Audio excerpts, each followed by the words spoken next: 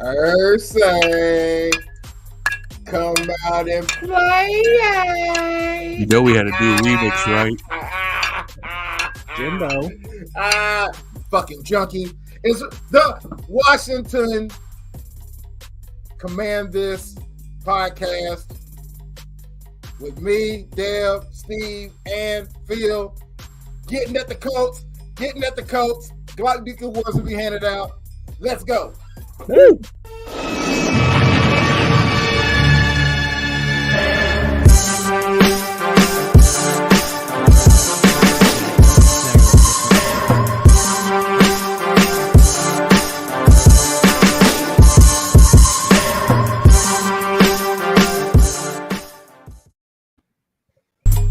Adios.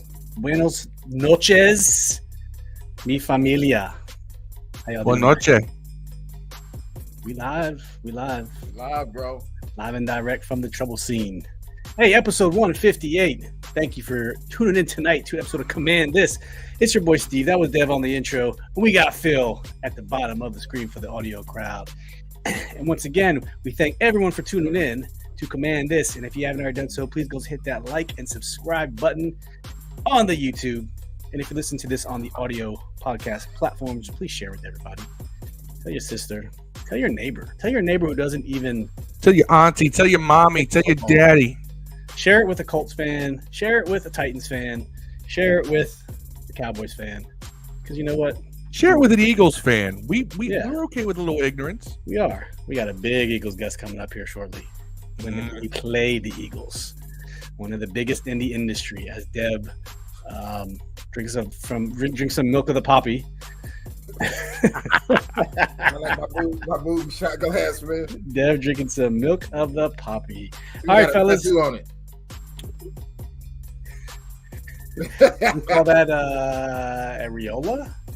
Areola grande? This is the Ursay podcast, man. This is the Ursay podcast, man, today, man. We got to all get like Ursay, you know what I'm saying? We got to get drunk. Shout out to Jim. Shout out to Jimbo. Hey, has anyone checked? Other people of their fuck ups. Has anyone checked on the status of the prostitutes in Indianapolis? I just want to make sure no more have ended up with the fate of some previous ones. We don't want no Rosalynds from Game of Thrones to be hurt, man. You know what I'm saying? Look, in honor of Ursay. Yes, you are smoking your cloves for everyone out in the crowd. It's cloves. Mr. Pickle. Like we're ever going to be monetized. It's Joe Boo. It's Joe Boo. This is hookah. It is. It's legal here. So, fellas, we're 4-4. It's Moxie Monday. This is part two of our Moxie Monday series.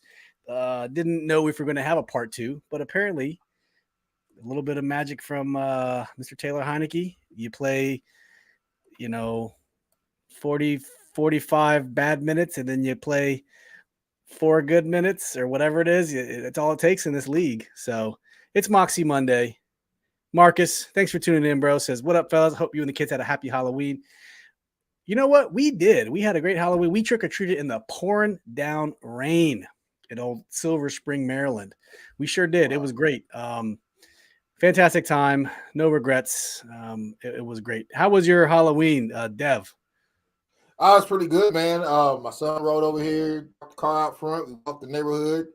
I went out as Jamario, which is Mario brother. Black version, but it was fun, man. What did you guys do? Like I said, I trick-or-treated with the family in the pouring rain. We got with some neighborhood kids, and we walked around. No complaints from my kids. We went out around 6:30. Wasn't as live as before, but yeah, man, kids came with a lot of candy. I had a cooler full of beer, pushed the stroller. I was content. I was good. No issues from me. How about you, Phil? Did you do anything for Halloween? You're muted, Phil. You're muted, Phil. Bring it on back. Bring it on back. Okay. See, I'm the one who makes that mistake. But let me tell y'all something right now. Trunk or treat is the dumbest shit in the world. It is not. It is great. Trunk or treat. If you use trunk or treat like in addition to Halloween, yes, it is. It is not the primary means of but it's soliciting now candy. trying to become like the primary means of chocolate and sugar and substance that are provided to these kids on Halloween. No, get out there. I know kids. We don't like our kids to go outside, let alone walk.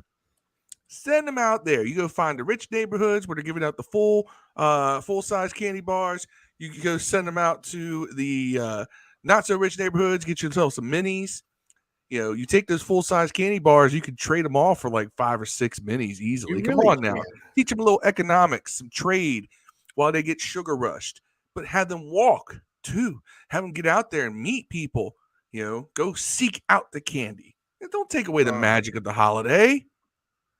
And I'm not even a Halloween fan per se, but I agree with you. We're big Halloween fans around here, and I agree with you that definitely you are doing way too much, man. Like as far as with the trunk or treat stuff, I agree with you, bro. It was good. We did a trunk or treat at my work on Friday, and like you said, but it was to augment Halloween. It wasn't the primary source of Halloween. And I get where sometimes you're in an area where you might not be able to, so trunk or treat, I get it. It's cool. But it's not shouldn't be the primary means. No, it shouldn't be. And Halloween should be on Halloween. It should not be on the weekend before. It should not be on some pre-scheduled time. No, Halloween is on the 31st of October, no matter what day of the week it is. That's when it should be. I'm gonna stand on that. I know that we're in a world where we're trying to kill all traditions, but that's a good tradition. Let's keep that one. Let's keep that energy. Halloween on Halloween. Do it on the weekends. The kids are gonna stay up longer, and they're gonna get stopped the treating and start the tricking. Oh, seriously? Like if you remember a couple years ago, I think Halloween was on a Saturday. Oh, bro, live. It was great. What's up, Andre? Welcome to the chat. Chris McDaniel, thanks for joining us. We had a fantastic live game thread going down on Sunday, man. Lots of interaction. I think we're averaging like 300-400 comments a game. It is extremely live. It's been fantastic.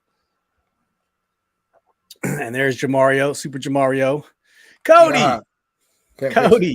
Cody said he caught y'all on time for once. Thank you, sir. Thank you for joining. Live from Montana. From the big old Midwest.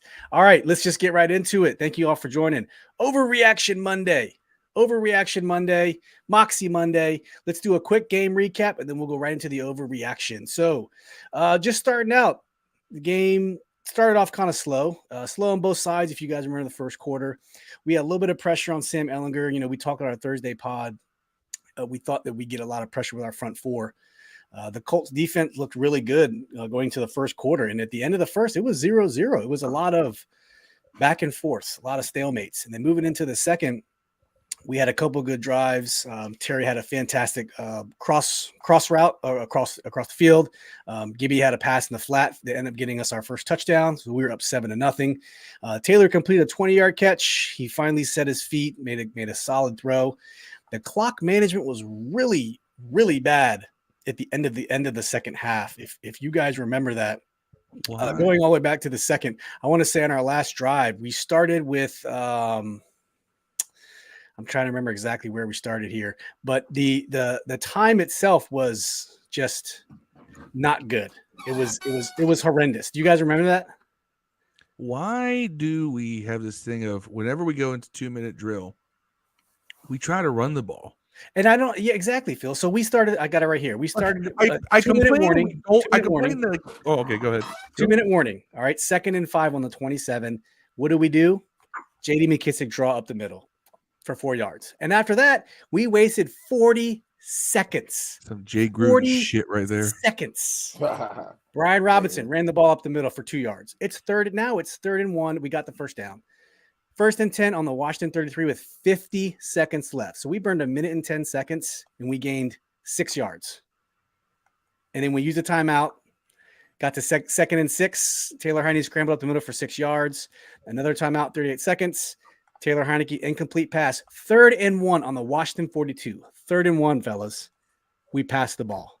incomplete to J.D. McKissick. We punted on 4th and 1. Terrible sequence of plays towards the end. Agreed? It was. I wouldn't even say, but the thing is, I'm so used to it. What's up, Kurt? I'm so used to it that it doesn't even surprise me. I expect it. If we're going into the end of the half and we have the ball, we aren't doing shit. Yeah. And I don't understand why. I think now would be a time to not do that because every team in the league's got that film. And it's like we always defer. We seem to always get the ball to begin the second half. So why not try to score going into the half, and then you take the ball, points. and then you take the ball again to begin the next half, and then try to score again. 3 points. That's 2 scores. Yeah. That's something we needed. Hell, that's what we should have won by in this game. 2 scores. We'll get to that later. Yeah, it was very upsetting that we got to the 42. We two run plays under the 2-minute drill, and we had no sense of urgency. And we had timeouts left too, which I hate going into halftime with either 2 timeouts or 3 timeouts. Ron does it all the time. It's so frustrating. Moving into the third quarter, we proceeded right along. We had a 3rd and 1. If you guys remember, a 3rd and 1 shotgun draw, which just got McKissick run lit up. It was 7-6. Okay. Indy marched down and then kicked a field goal, 7-6. The 3rd and 1 was just terrible. And then Brandon St. Juste ended up getting burned by Alex Pierce for that 47-yard touchdown. That 47-yard nice pass play by Sam Ehlinger. By the way, that was a hell of an arm. It was a very, very good throw. Jonathan Taylor then fumbled. he fumbled. It was 7-6. He fumbled. It was really, really bad. They were driving. They just broke the 20-yard line after a 6-yard run. I think Derek Forrest caused the fumble. He recovered the fumble. He called the fumble. It was recovered. Good player, by the way. Turned out to be a really good player. Man, Forrest tore it up. I wish he played free safety. Yeah. I wish Rod would have used his connection to him to get us an interview. For reals. Later in the third, Cornelius Lucas gets just worked by Heinicke Ngakoue and Taylor gets blown up on a sack. Ehlinger had some pretty explosive plays. For the most part, the defense played well, but later in the third, a 38-yard pass to Paris Campbell, who turned on the Jets and got some. And then we stuffed them on 3rd and goal. They had to settle for 3. Can we kill the we hate Jamin Davis noise now? Oh, he blew it up, Phil. Blew it up. I mean, that's defensive. Honestly, let's think about this. That's one of the best defensive plays we've seen all season. Period. Yeah. You don't. I never hated that. Jim Irsay, I never hated that. When have we seen that where one of our linebackers single-handedly shoots the gap, gets into the backfield right as the handoff's happening, and then just body slams a running back? Yeah. Earl Gaddis says, heart attack is spot on. That's right. Chris McDaniels, that's Scotty trying to outsmart everybody, actually outsmart himself. And then Cody says, Scotty got to go. That's why. Also, Scotty doesn't know. Scotty doesn't know. Joe Bernard, thanks for joining us, says, because of pathetic O-line, yes, we did use bad judge. We did use bad judgment from our coaches. Bernadette Marie, hail to the Redskins. Thank you for joining us. Now, getting back to the fourth quarter, fellas, this is where it started to get interesting. Sam Ehlinger continued to make pretty good throws. We just talked about Jamin stuffing Jonathan Taylor at the goal line, and he might have found his niche. Instead of trying to drop him into pass coverage and go side to side, maybe his strong suit is down in the trenches. I don't know. But the very ugly part of the fourth quarter was that 30-yard pass interference penalty by Wild Goose. That one was killer. You guys remember that? Yeah, he gets like one of those a game, I feel. But it was bad. Like it was it could necessary. Been it absolutely. That's the bad part. Not only was it really, really bad, it wasn't necessary. So, and then Naheem Hines followed it up with a 6-yard run in for a touchdown. He's a good player, man. I want to say he's a JD McKissick. And I'm surprised they didn't try to move him. The Colts, anyways. So people called about him. I think they declined. Yeah. And then it's 16-7. Indianapolis and our backs against the wall. It's 16-7, right at the beginning of the fourth quarter. So there's 12:23 left. And then we end up getting a field goal. Indy punts. Taylor makes a few good conversions on these. It's a 4th and 6, and he converts a 18-yard pass to Curtis Samuel, which was phenomenal. Great pass. Joey Sly kicked that field goal, 16-10. We get the ball back with 2 minutes and 47 seconds left. Curtis got a first down, a 12-yard catch, if you remember that. First, he hits Terry for 6 yards. And then Taylor scrambles. He scrambles, 1 minute and 6 seconds left. He gets a 9-yard scramble, which was fantastic. Like that's what Taylor does. That's what he needs to do. And he did it. That was classic, Taylor Heinicke. Then he throws to Cam Sims for 21 yards, which was unexpected. Didn't expect to see Cam get the ball that time. And then he sits. Scary Terry breaks on Stephon Gilmore. Taylor puts his whole arm into it, underthrows him. What happens? Taylor Heinicke goes up. Thank you. Gets the 50-50 ball. Comes down with it on the 1-yard line. And then Taylor runs it in the next play. Turns a man 5 yards open into a 50-50 ball. Yeah. Taylor, yeah. If you look at the distance, Taylor was. He saw them. It was in the middle. He was in the middle of the field, right? Yeah. So I know that Taylor's back there kind of buying time. The minute Terry broke back open, he should have been chucking it then. But he waited. And then he underthrew it. And then what should have been a walk-in touchdown for Terry, which would have been really nice in his homecoming game to Indianapolis, since he's from Indy, turns into a 50-50 ball. Now, granted, Terry McLaurin is in GOD mode. He is right now. And he wrestled that ball away because that should have been an interception. Sure enough. That's what he does. Get away. That's what he does. Because Terry McLaurin is not only the best receiver on our team, he might be the best defensive back. Think about how many times he bailed him out last year. I mean, granted, you want to how many times he bailed him out last game. You want to give your best receivers, your best players the opportunity to get those 50-50 balls, but it can't be your MO. It can't be, no, I'm just going to pray Terry catches it. Because you know what? If that was any other receiver on this team, I don't care who, that ball's intercepted. Yeah. Right? I think it's a fair assumption. Maybe Dotson. Maybe I don't know. No, because Dotson, Dotson was leading the league in because what's the name of contested catches before he got hurt? Yeah, Dotson's got that Santana Moss thing where despite his size, he's not a big receiver, but he knows how to get up and fight for the ball. Very Santana Moss like. So yeah, but yeah, maybe Dotson, but that's about it. Any other receiver, that is a pick. Man, I agree with Andre Shorter there, who said Heinicke lovers keep insisting that he put the ball where it needed to be. And I'm like, if Terry had to come back for the ball, Heinicke didn't put the ball where it needed to be. I agree with that, man. But here's the thing I like about Heinicke. He gives the guy a shot. There's a lot of quarterbacks that are established in this league that are so worried about throwing a bad pick or something, they wouldn't give their guy a shot. And that's one of the knocks we had on our next week's opponent, Kirk Cousins. They wouldn't just give guys a shot. Yeah, had to be open. I do give him credit. The process. I do give him credit for that. I'm not going to take that away from him. Okay, but man, I'm telling you, if Wentz was in there on that play when he broke off, it would have been a walk-in touchdown if he had thrown it to him. That's the other thing. We don't know if Wentz would have thrown it. Wentz would have thrown it.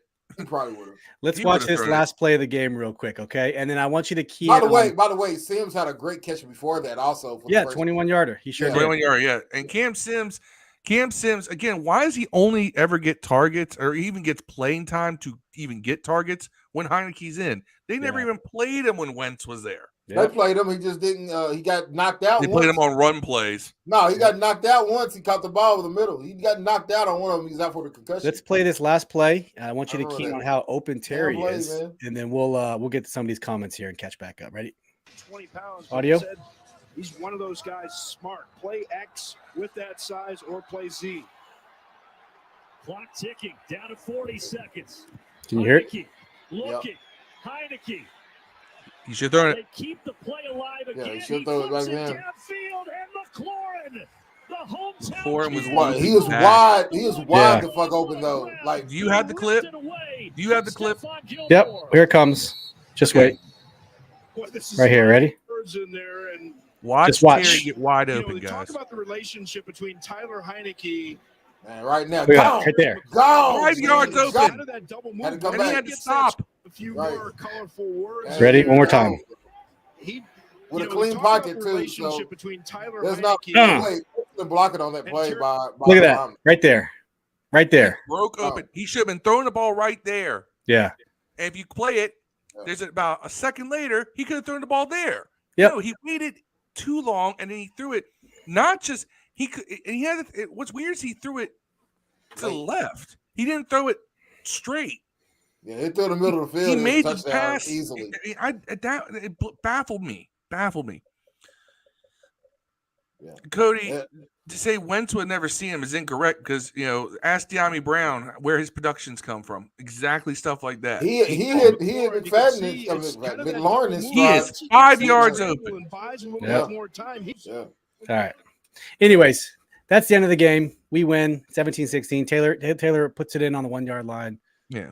And can I say this? I'm being hypercritical because of that throw, because it exemplifies where I say Taylor is limited, right? That is a sub-professional deep ball. All right. Now, that doesn't mean that I don't think Taylor did some good in this game. He does great in these 2-minute drills. When he's behind and he has to do all kinds of random stuff, that's when he seems to make plays. But the first 45, 50 minutes of this game, he was very pedestrian. Like, he was just a little dump off here, a little dump off there. He wasn't trying to make any plays. He wasn't trying, realistically, we should have won this game by 2 scores. Man, I'll tell you another thing that I will give credit. By the first thing, Christopher McDaniel, you said a comment that I was going to say that I was going to comment on, but now I lost it. Well, never mind. Oh, yeah. You said Jahan and De'Ami are out. That's why Sims got more snaps. Sims was listed over De'Ami the whole year on the depth chart. Sims got more snaps than De'Ami did, by the way, before De'Ami got hurt. Yeah. So that part's not right. But I get what you're saying. It seems like he only goes off when other guys are hurt. We're talking about Sims. Yeah. But that's fine because I love me some Cam Sims. Yeah, so I I'm do too. Glad. Hell, can we get rid of Dax Milne so we can bring back Kelvin Harmon or something? Steal girl. Theodore Priscilla says Forrest is the best hitter in the secondary. Cam Curl might have something to do with that. Has something to say Alonzo about that. Edwards says Indy fired their coordinator. What the hell are the Redskins? By the way, Heinicke with Scott Turner. Heinicke did a pretty good job of making some smart plays. Like there was one play that we kicked the field goal that put us in the touchdown range. That he threw the ball out the end zone. Where I think last year he might have tried to force one in there, man. Yeah. There's a couple of times I'll he threw the ball away. I think on the interception, he should have taken the sack. And that's where I think Wentz wins out in that kind of competition thing between the two is that, he'll take that sack. I know that sometimes he shouldn't, but he does. He's not going to just throw it up, sometimes. Right. Yeah, that interception. Yeah, that was insane. Now, I will say this. We saw a lot less of bad Taylor this game than we saw against Green Bay. Because that first half against Green Bay, don't give me that rust stuff because he never comes in rusty any other time. No, bro. But we saw bad Taylor against Green Bay for that first half, and we dodged a bullet. This game, we only saw bad Taylor on that interception, but we also saw bland pedestrian, I'm going to throw nothing but 5-yard check down Taylor for most of the game. And I was like, why aren't we now? I like some of the play. I like we ran that speed option. Yeah. Thank you, Scott Turner. That's the stuff we need. Yeah, I like that. I said this well. You can win with Taylor, but you got to utilize his speed. Roll him out. Yeah. Get him to run some RPO, run some read options. Have him keep the ball. Joe Harris says, if Wentz was the quarterback, do you think we would have won that game? I don't know. For sure. I think we would have won that game. I don't think we would have been losing 16-7 at any point. I think we would have won that game for sure. I think we would have like I think there are moments where Taylor Heinicke is better than Wentz in situations like I would take sub 2-minute Heinicke. drill. That's Yeah, what I would take Heinicke in the last 2-minute drill. last drive of the game any Yeah. day over Wentz. I'm not gonna lie, but there's For some the I haven't first seen 58 Wentz. minutes. I almost never saw Wentz Heinicke throw a receiver open. I always see him throw it to a dude after he's open, which makes the ball get there late. I saw one. He threw, I don't know, I think it was Curtis Samuel. He threw a deep out to Curtis Samuel before he broke. It was a great pass, but it was in the very beginning of the game. I see, the one where spots. but anything off schedule, I'll give it to Heinicke. Heinicke is a superior athlete when it comes to between him and Wentz. But I think his lack of arm talent holds the offense back because De'Ami Brown is basically nothing with Heinicke in. He has no value. Right. He has zero value with Heinicke in the game because that dude only goes one route. You know what I'm saying? Like he has no value. And we saw that. I think that Dotson may lose a little value with him in there, man, just because the arm talent. But I like Heinicke. He is a winner, man. I'm not going to take anything from him. I think in his last 10 games, he's 7-3, and the 3 losses came when the entire team got COVID. Yeah. By the way, to Wentz's defense, Wentz also played against Dallas and the Eagles. Well, some of the best teams in the NFL right now. He didn't play against. He didn't play, and he broke his hand and finished the game against the Bears. You know what I'm saying? He didn't play against and threw pancake blocks with a broken hand. We didn't see. He didn't play against 2 teams that aren't going to make the playoffs. 2. To be honest, Jason Donaway says Wentz is terrible. Heinicke is mediocre, but at least he has the team backing him and believing in him. And then Andre backs that up. What do you guys think about when people say the players rally around Heinicke? I think that's the dumbest shit. I think they almost do. I think they do, and I think they do in a way that I don't think they're like, oh man, Heinicke, we gotta ball out now. I think they did because they won. I think what they realize is that hey man, the guy with the arm talent's out. We're gonna have to pick it up another notch, kind of. I think they have now more focus because they know they have to do more. You know what I'm saying? By the way, our best player, I've done said this 100 times, is Gibson, man. Still the best player on our team. I agree. I haven't wavered from that at all. He's the most important player on our team. I think Gibson's the most versatile right now, and he's not getting the most important. I say McLaurin is the best, but I think Gibson is the most important. As he goes, we go, bro. And Terry does make plays when it matters. But as we give the ball to Gibson, as he becomes a threat, the better our offense is every time, man. Yeah. It's no mistake. 3 years in a row, we've gone on these streaks after being terrible, and we start going to the running game and Gibson, and we always pull a streak out. The one thing that I think because Heinicke is limited, it forces Scott Turner to have to not, because I think here's what we noticed.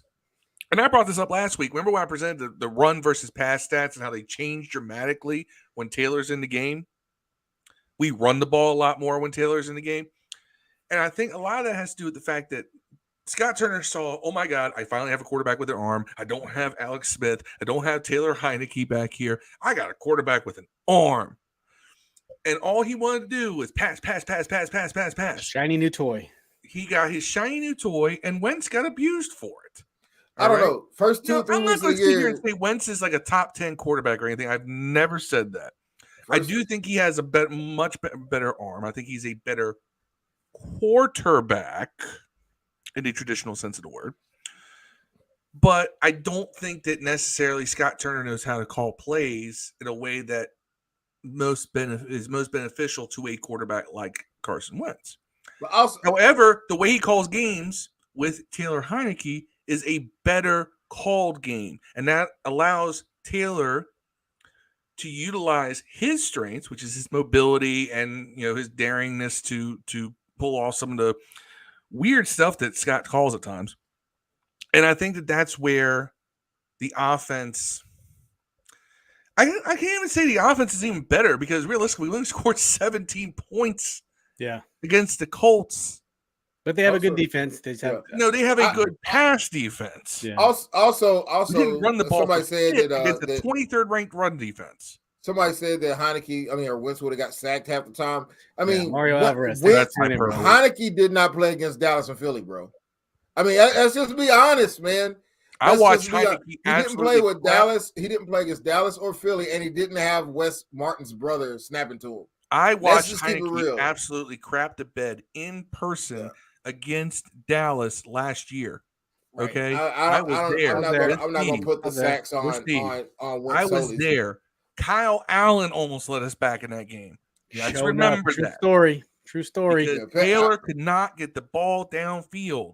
Yes, Tress Way for MVP. God mode. He had play on the team. Punt. I ordered his blackout jersey, by the way. Won't get here till December, but you got a jersey that's not for a tight end? Wow. Yep. I'm surprised you didn't get the Armani Rogers blackout. Logan scares me. I love Logan to death. Who someone said up here, I think Cody said it, no targets to tight ends, which is disheartening. Taylor used to like he got one to Armani Rogers. Bates got a ball. Yeah. Marcus said, I'd love to see Gibson and McKissick on the field together. We saw them together a couple times. Yeah. We did. And Andre says, Scott needs to stop with the screenplays. That's true. Screenplays to running backs. Because they hit a tight end screen that was really good. Yeah. They can do wide receiver screens. They can do tight end screens. Although it's funny, they don't do wide receiver screens to Terry very well.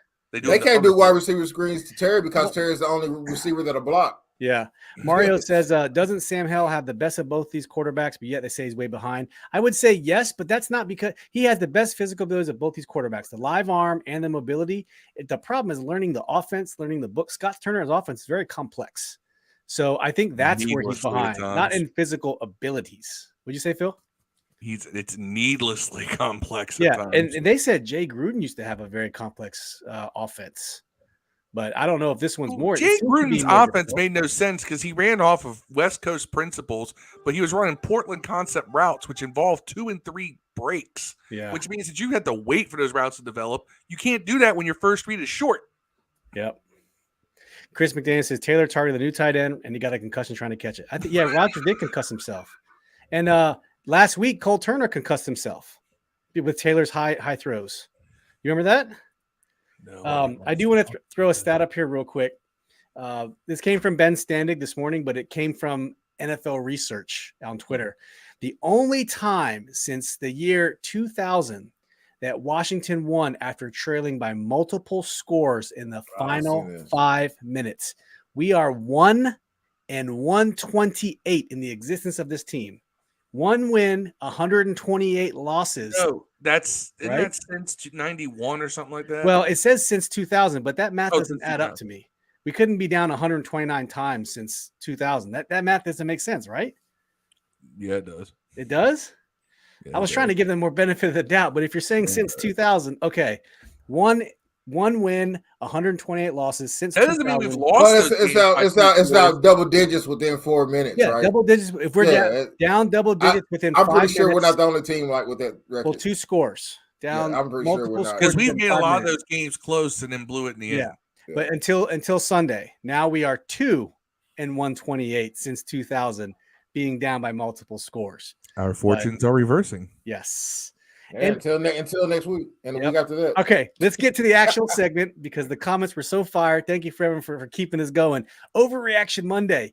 Everyone in the chat, put your Overreaction Monday. This is where we talk about overreactions. It don't gotta be fun. It don't gotta be serious. Overreaction. That's why it's an overreaction. Dev, let's start with you. What is your Overreaction Monday? Now on Tuesday. Cosme sucks, bro. That's my overreaction. You're gonna get upset. He's got a club on his left hand. Like if you look, it's wrapped in a club. His hand is wrapped like a. Why is he active then? Why is he active then? Emergency.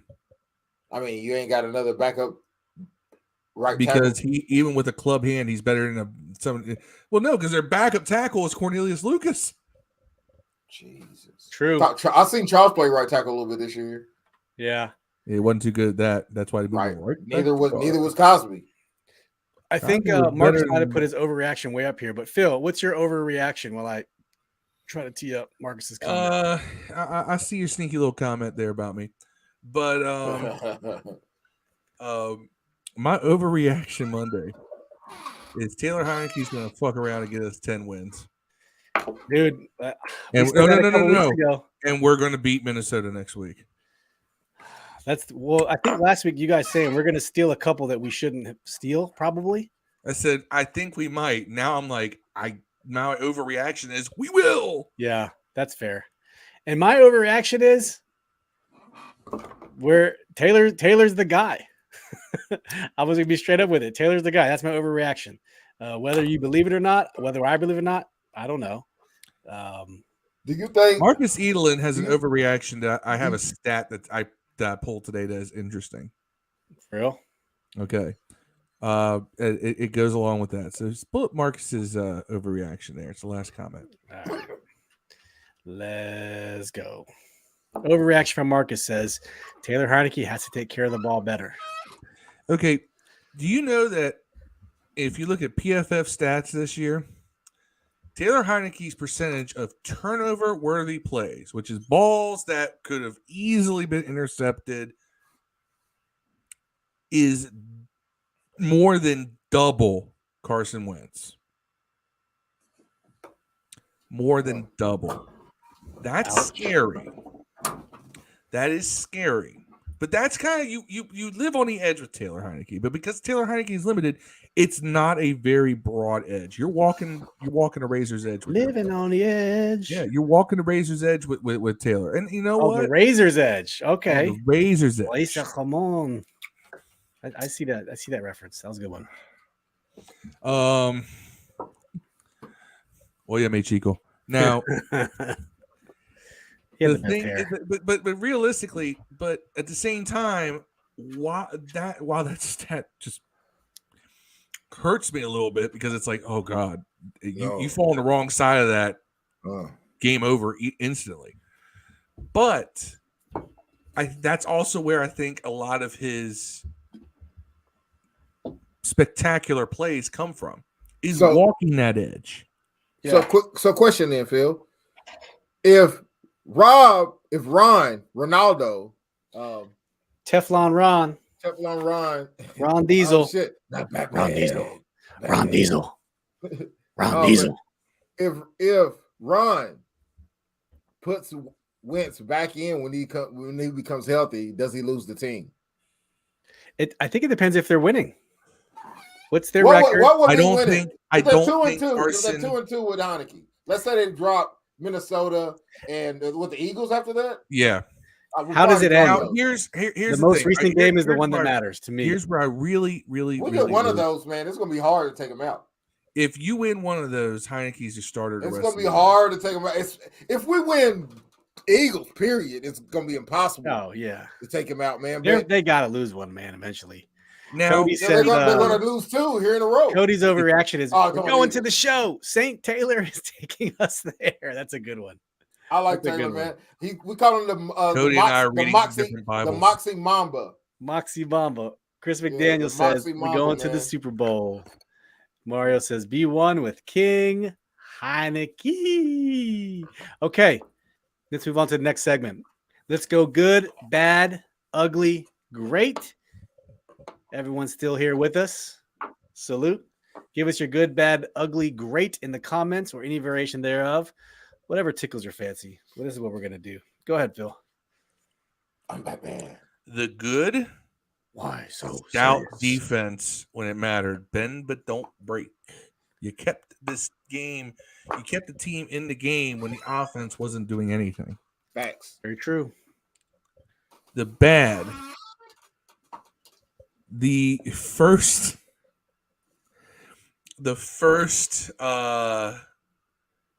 50 minutes of our offense was bad.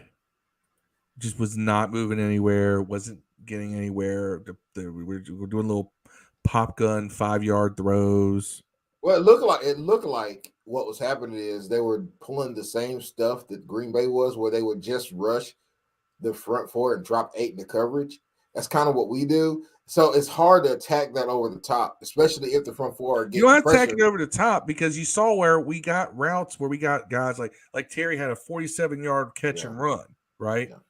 Now, granted, most people can make a 5-yard pass. I can get back there and throw a 5-yard pass. And By the way, everybody's eating My their lunch shoulder's dead. on Curtis Samuels, man. There's a lot of people that counted him out after last year.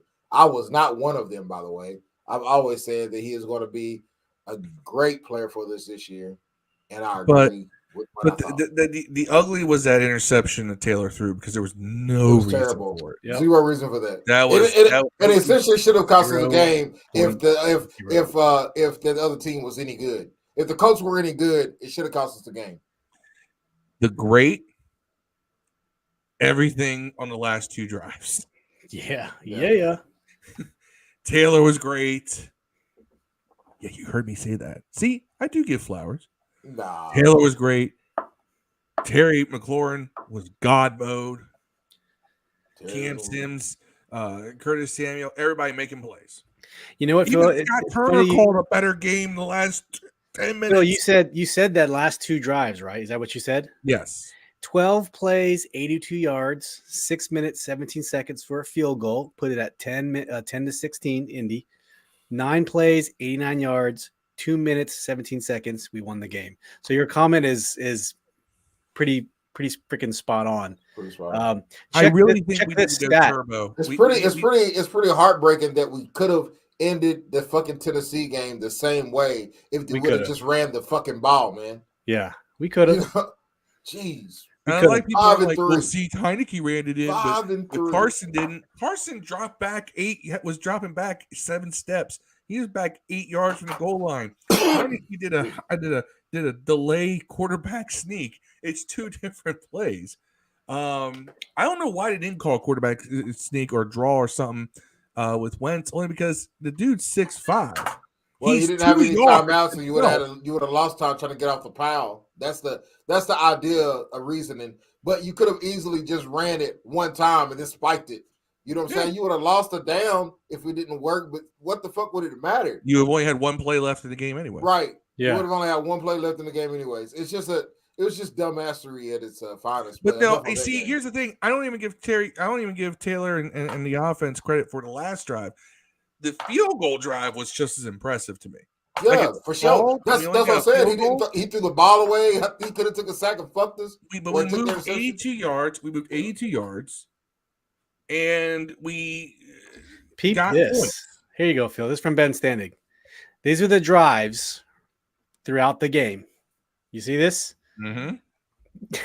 This is what it came down to. Garbage. Okay, garbage, interception, field goal, good drive. Based on that, who'd have thunk it, they would have went 89 yards in 2 minutes for a touchdown. And that's the thing, you know what I'm saying? And I think that maybe we need to look at those last 2 drives and figure out what can we take out of that tempo. And exactly. Tempo. And here's the thing: Taylor Heinicke said this, and I think that this is good insight on his part. He's used to running an up-tempo offense. That's why he ran at ODU. Yeah, that's where he thrives. So why not do that? Okay, I understand you can't in this modern NFL. I don't know if you can go no huddle all the time, but you can do quick huddle. You can change the pace. All right, pitchers don't throw fastballs all the time. They'll go change up. They'll go slider. They'll go curve. All right, you can do that with the tempo. Slow it down, speed it up. All right, catch the opposing defense off guard. And I think that's maybe. I think I'll give Taylor credit for that too. I think he's on something there. He needs to go to Scott and say, "Hey, speed things up." Yeah, this is where I do well. This is where I'm comfortable. Yeah, but I think Scott's too rigid. I don't think he'll do that. Let's get to some of these comments real quick. Cody says, "The good." Tress, bad. Scott, ugly. Still fucking Scotty. Scotty don't run. Chris McDaniel says, getting turnovers was the good. 2 games in a row.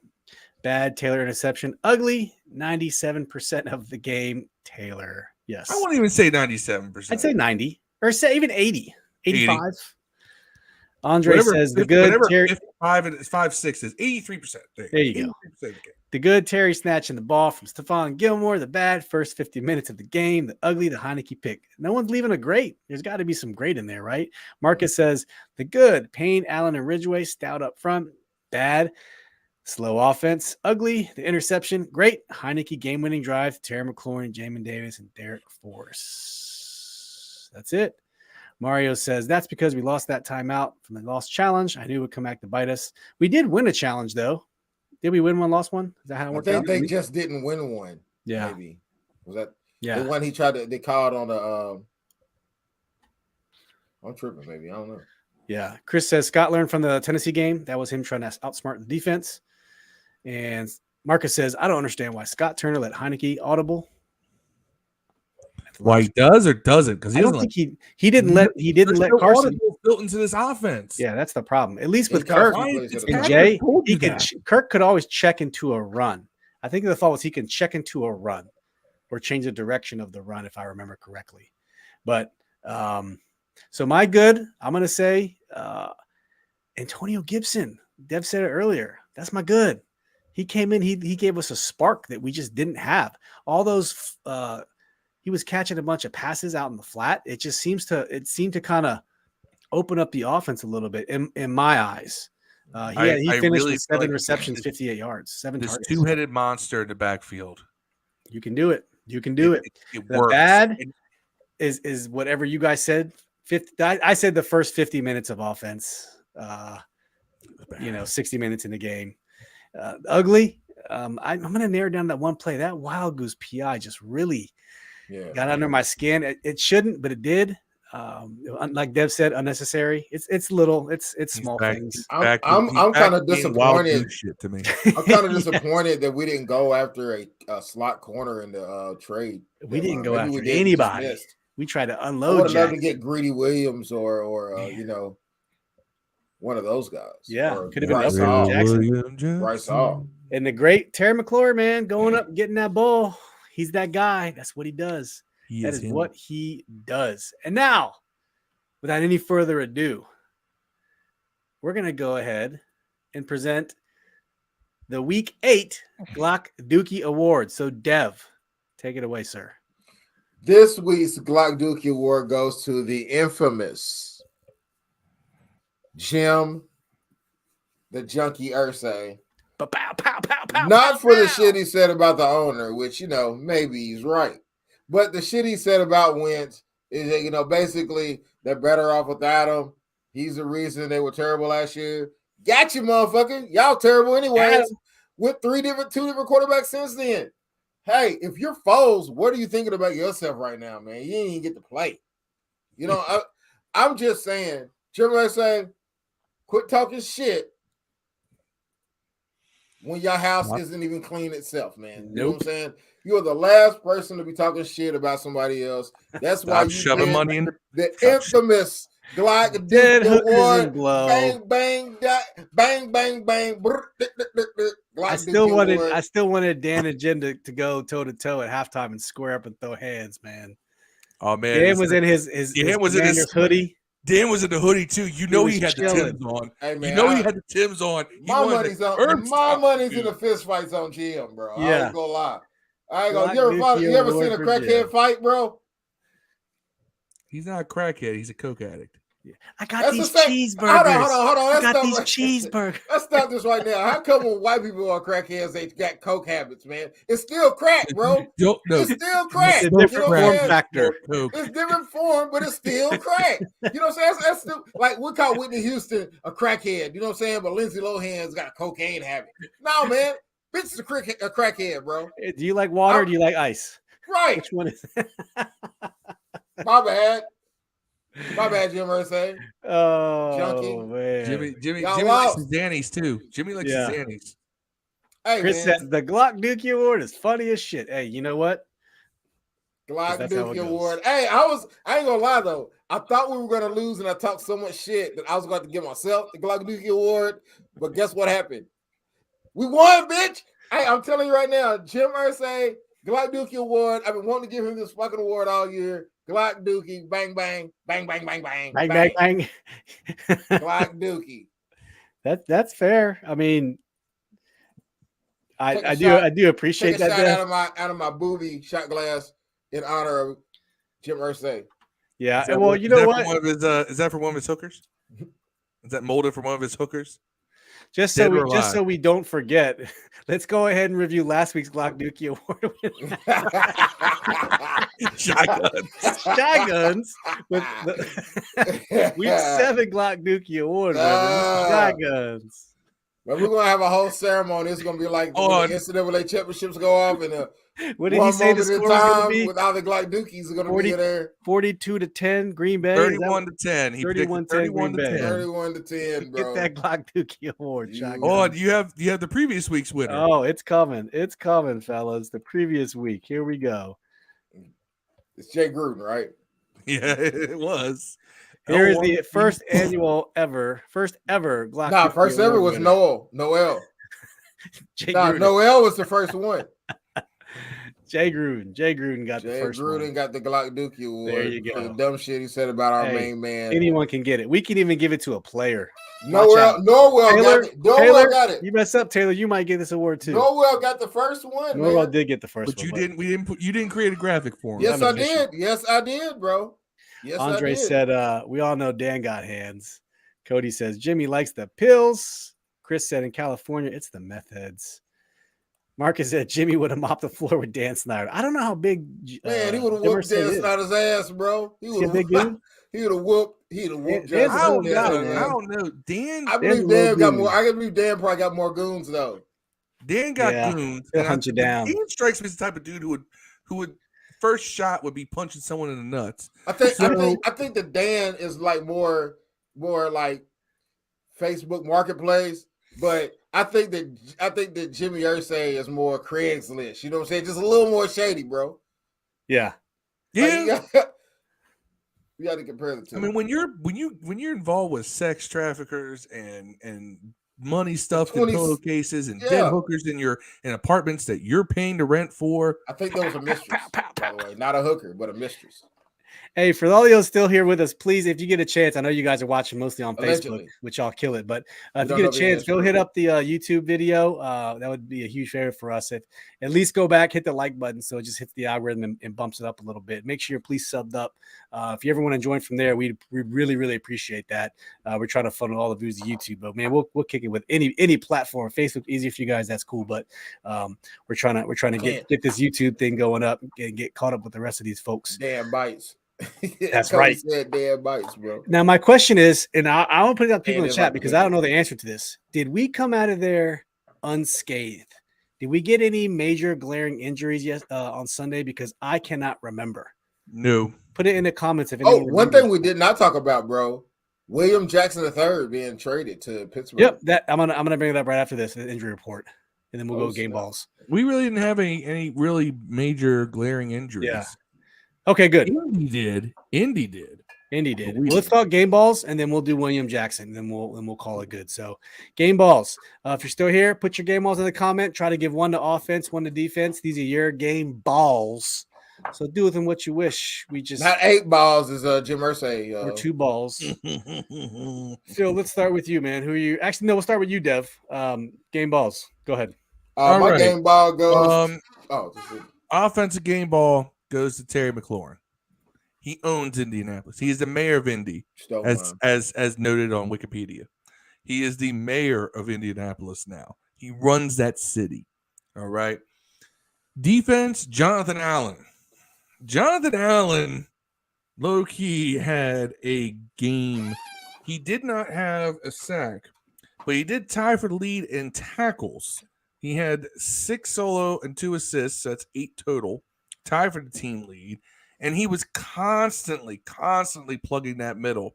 Right. Yes, Indy did end up with more rushing yards than us, but they never really just got it off on the run game, right? Except for that Paris Campbell reverse and one Jonathan Taylor run. Other than that, pretty pedestrian on their part. And both of those runs didn't really involve going anywhere near John Allen.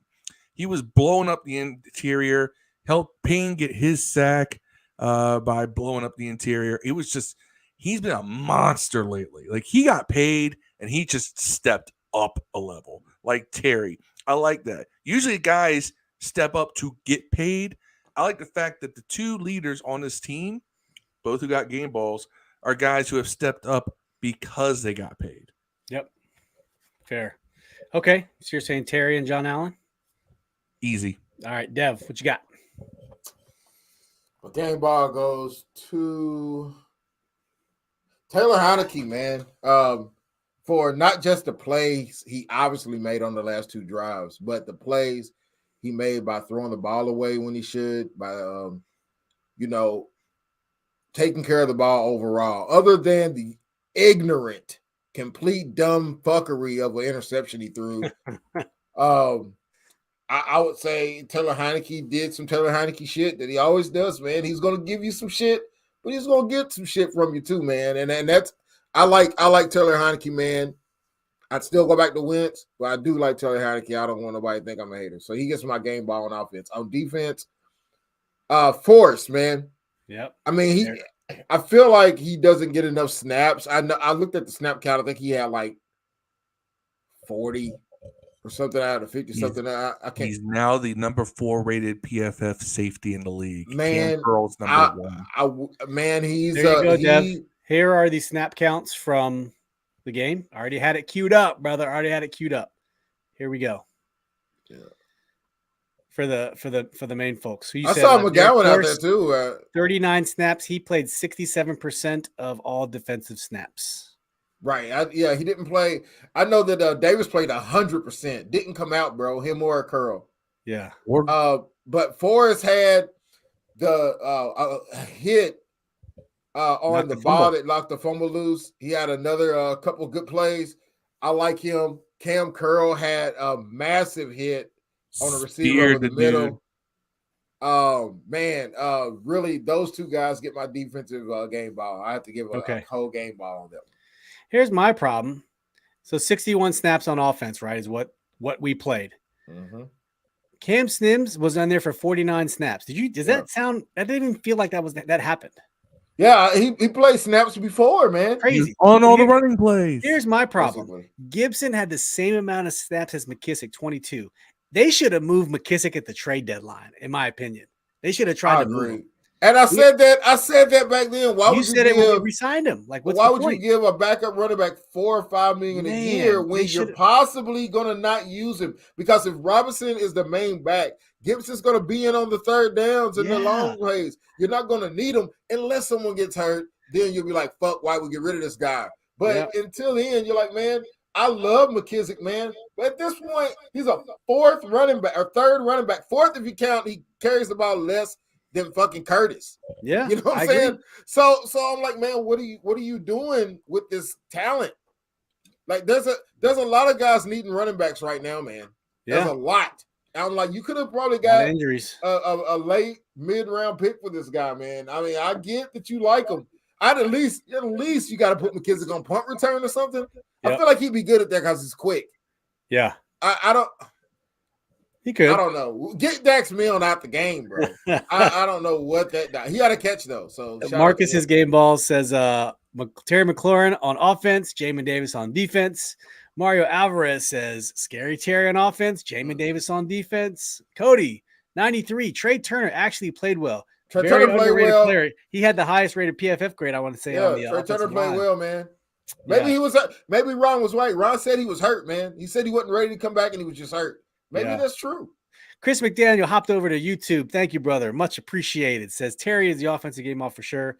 Jonathan Allen for the defense. So it sounds like he's aligned with that blow up run. Aaron Scher says I'm late. Aaron, I'm sorry for beating you in fantasy this weekend. I was 1-5 or 1-6. Now I'm 2-6. Thank you. Christian McCaffrey gave me like 1 billion points because he threw a touchdown, he ran a touchdown, and he caught a touchdown. Damn. I rode him to victory. I beat you. I had no business winning. I'm the worst team in our Commanders League, fan league that we have here. So I apologize, but it is what it is. My game balls, I'm going to say Antonio Gibson on offense. We've been harping on it all podcasts. Right. All show, and Jamin Davis on defense, man. I flashed this earlier, but look at the man. He played 58 snaps. He played 100% of the snaps. Yeah. So Cole Holcomb being out of the game, I think really helped him. But it was weird though, because if you heard it pregame, and I heard on the radio, Cam Curl wore the earpiece, so Cam Curl got the calls from Jack Del Rio, which is weird because usually it's your linebacker, your Mike linebacker. But if this works, it's one thing Jamin doesn't have to do, and he can just focus on football. Well, now, my first round pick, I want him to do that. Holcomb had the green dot before him. Holcomb did, yeah, not Davis. He didn't play. Okay, but Holcomb didn't play, so that's why we can understand. Yeah. Who's your second linebacker? It's Cam Curl. Practically Cam Curl in that style of defense, which is look at go back to that snap count. You can see it right there. 58. They both played 100% of the Now snaps. go look at the next linebacker after Davis. It's like a 20% range. David Mayo, who by the way had a nice tip ball. Yeah, 19 snaps, 33%. David Mayo didn't have a bad game, man. You didn't have to hear his name on a negative call like fucking Wild Goose, man. Wild goose shit. Wild goose. That's Andre says, go from one deep pass interference a game, man. The D-line coach needs to talk to number 97 about running himself out of pass rushes, keeps running wide and getting written out of the play like Andre Carter used to. He needs to learn to run through the blocker. 97, is that Tuhill or Abada? That dude's still amazing. I think that's all of our defensive ends that do that. Sweat does that. Did that a lot last year. He did it a couple of plays to this game. He let Hines go right by him on a touchdown. I'm like, dude. Hold up. Breaking news. Chris McDaniel said we traded William Jackson III. Somebody put the details in that chat because I was not tracking that. I got 0 alerts. Are you tripping? I just said to you we traded William Jackson III when you talk about that to the Pittsburgh Steelers. No. I said exactly this. Oh, I didn't hear the word traded. I just said I said we traded William Jackson III. You said we're going to talk about it in a minute. Yeah, we traded him to Pittsburgh. We traded a draft pick. So this is the trade, and here's the thing: everybody's mad because they hear about the picks and they don't understand the mathematics of this. So we traded William Jackson III and a 7th round pick in 2025 to Pittsburgh for a 6th round pick in 2025, and Pittsburgh takes his salary for the rest of this season. We eat $9 million in dead cap next season, but we save $12.75 million by him going to Pittsburgh. Okay. So really, people are like, "Oh, we only got a 6th round pick." No, we got that money off the books. Yeah, that's going to be huge. Someone else, just like when Indy got Carson off the books, it's like, okay, we don't have to pay that contract anymore, and we get a pick. The pick is, you don't want the money on the books. They got up to first though, so because we had a lot of dead cap on and they're losing more money. They're losing more games. I mean, yeah, we had a lot of dead cap money on the hands for him. So, and I'll tell you what, man. Steelers fans are mad. They didn't want him. They're like, we went out and traded for a 30-year-old cornerback. What the hell? Yeah. Yeah, my friend Clayton, he doesn't like that. Clayton Bigsby.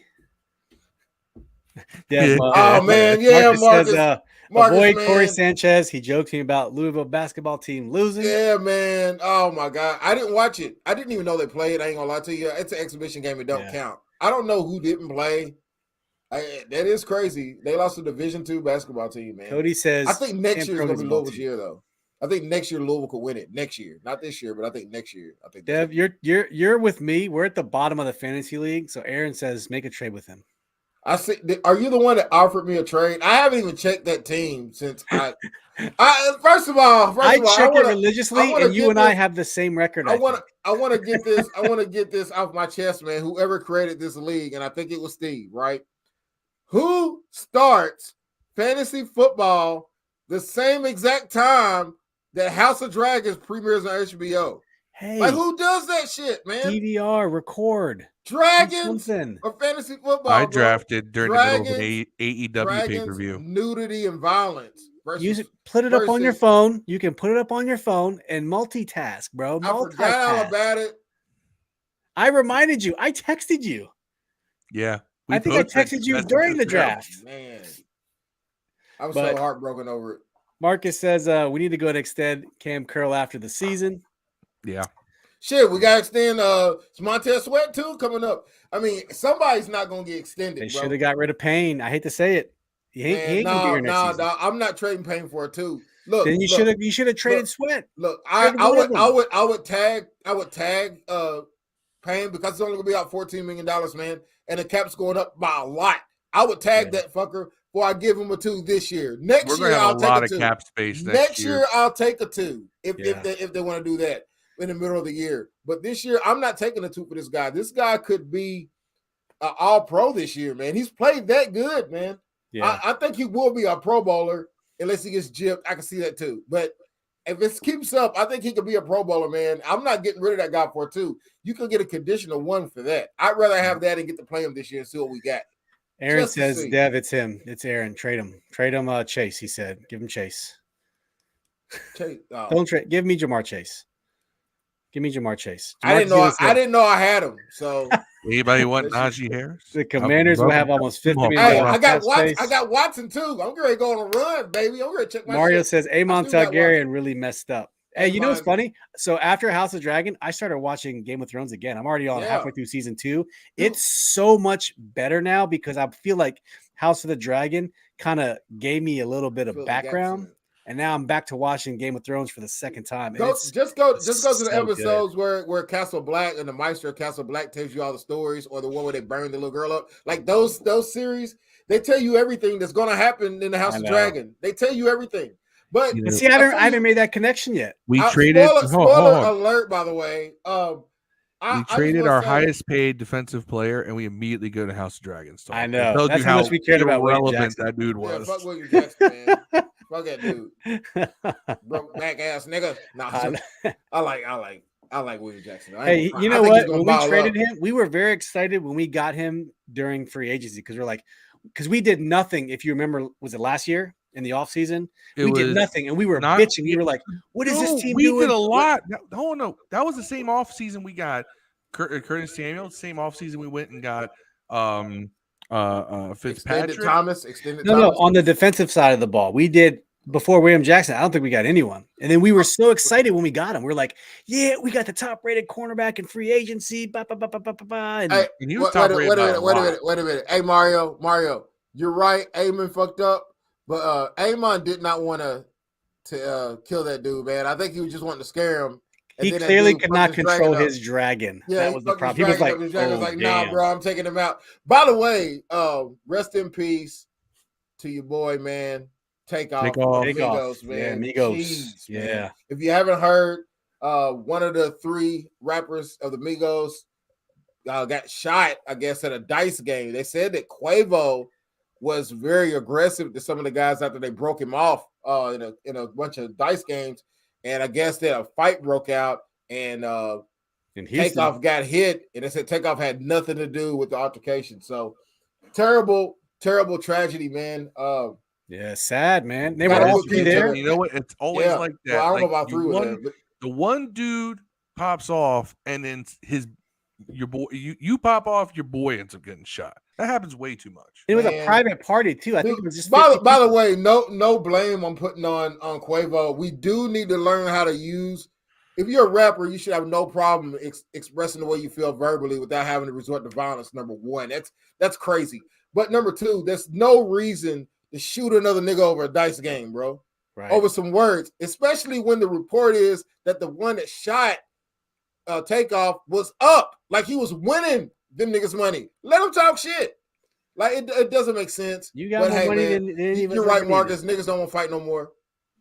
Dre, sorry, nobody want to fight no more, man. Yeah, but that's the problem. I ain't fighting nobody either. I'm 45, bro. I'm 45, bro. I ain't fighting nobody. You come over here, man. Bang, bang, bang. You know, that's an airsoft gun, by the way. No, it is not. But it is not. It is not. Glock, I saw the orange tip. Yeah. It's a Glock, no dookie. Yeah. Oh, Ron Rivera's mother passed away. I did not see that. Yeah. I put that in the chat also. But hey, nobody listens. Ron's had a rough couple of years personally. Man, he can write a country song, bro. Yeah, he just needs a pickup truck. And his dog passed away. I mean, he's got the trifecta. Man. I mean, and realistically, if you think about that and you think about how well he's held this team together despite all the personal stuff, he's going to give him credit. Everyone wants to take the Dan drama and put it on him too. Like, if you really think about it, the fact that we're in the position we're in now, he's giving him credit. Here it comes. Here it comes. Say it. Phil loves Ron. Say it, Phil. I like Ron. I love Ron. I like Ron. I like Ron. I question certain aspects of what he does. But on the whole, I like Ron. I like Ron. All right. Too, I ain't gonna front. Yeah. I want Ron to win, bro. I think that he, is he the guy that's going to take us to the Super Bowl? Yes. Maybe. But I mean, right now, I do say that given everything that he's been dealt, I think that he's held this team together pretty well, all things considered. Is Taylor the guy who's going to take it to the Super Bowl? Well, let's talk about that in 3 weeks. If we're sitting at 7-4, we'll have that conversation again. If we're sitting at 7-4, that means we beat who? It means we beat Minnie, Philadelphia, and who? The Giants, I think. Before the bye week, I'll tell you. If we're sitting at 7 after the bye week too, that means we beat Minnesota at home. That means we beat Philly in Philly, and then we beat Houston in Houston. We win that one, though. And then we have Atlanta at home. We'll win that one. And then New York in New York. So next 5 games. Minnesota, games. Philadelphia, Houston, Atlanta, New York. At least 2 of those. Houston, Atlanta should be wins. I think New York's going to be a win. We get one of them. We could, if you count a split, that puts us at 3-2 in the next 5. And that puts us at 7-6. We ain't winning no more after that. That's what. Then my prediction will come true. And then New York, San Francisco, Cleveland, who just gave Watson Cincinnati back by then, bro. They have Watson back, and he'll be. Cody Jones just called me out on my shit. I told you 7-10. Cody Jones just called me out on my shit. Man, what irritates me most about going 7-10 though, man, is we're gonna like bask in mediocrity. We're gonna be not. I'd rather win 4 games. We said this the second they said Taylor was starting. Taylor's gonna fuck around, win 3 or 4 games, and we're gonna finish at 8-9. We're picking 13th or 14th in the draft and not getting any of the league. And then we're gonna be in the same spot next year with no quarterback. Or not knowing who Sam Howell is. Look, Ron's gotten himself into my good graces. Jack Del Rio got himself into my You're in my good graces, but you're not getting your car back. Pretty much. But Scott Turner, still could kick rock. Phil went dressed up on Halloween as Taylor. Yeah. I'll tell you what. I will make this deal. If we go into the bye week, that's what, 5 games, 6 games, 5 games, right? 5 games. They'll put us at 9-4 if we win them all. Dude, if we're at 9-4 going to the bye week, if we're at 9-4, I'll buy a Taylor Heinicke jersey. I'll buy all of you a Taylor Heinicke jersey. If we're at 9-4, I don't wear quarterback jerseys. I don't want to wear. If we're at 9-4, I will get me one of those Legend of Taylor Heinicke shirts in black because they're for sale. Oh, I haven't seen those. Look, you got Steve Spidey says. I just like black. I like black. You can see my black flag. I'm a fan of I black. will. So I will buy. If we go and going, if we're 9-4, Andrea. If we're 9-4, that means we also ripped off 8 wins in a row. Man, Deshaun Watson's gonna be seasoned when he get to us, big dog. Legendary.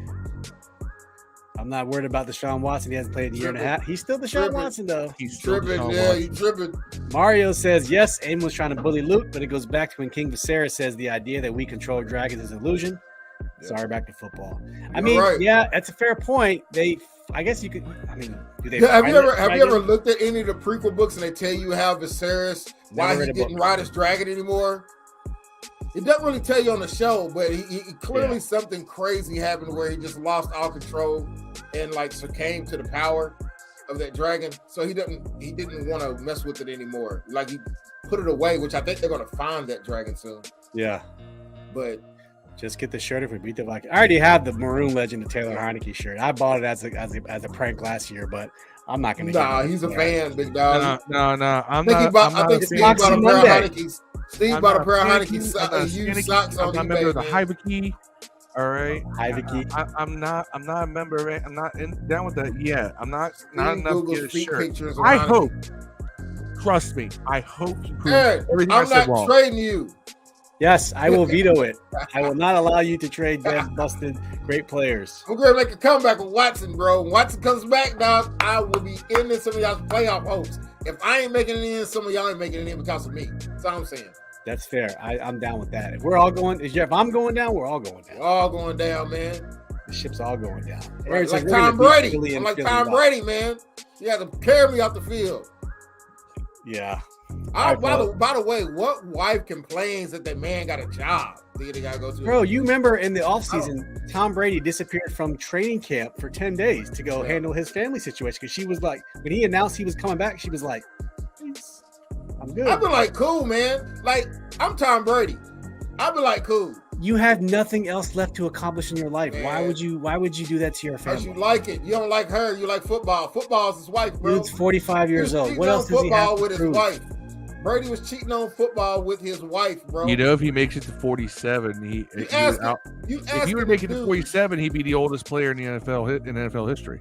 You asking the dude who married Giselle while he had a what do you give a guy that has everything? His wife makes more money than him. Chicks. Oh, not anymore. No. Look at all of his endorsement deals. Yeah. Hey man, y'all don't think that he's getting destroyed. Him and Rodgers, man, they're gonna have a bad rest of the year. Just wait. Who you think? Y'all don't think Tom Brady can get another Giselle?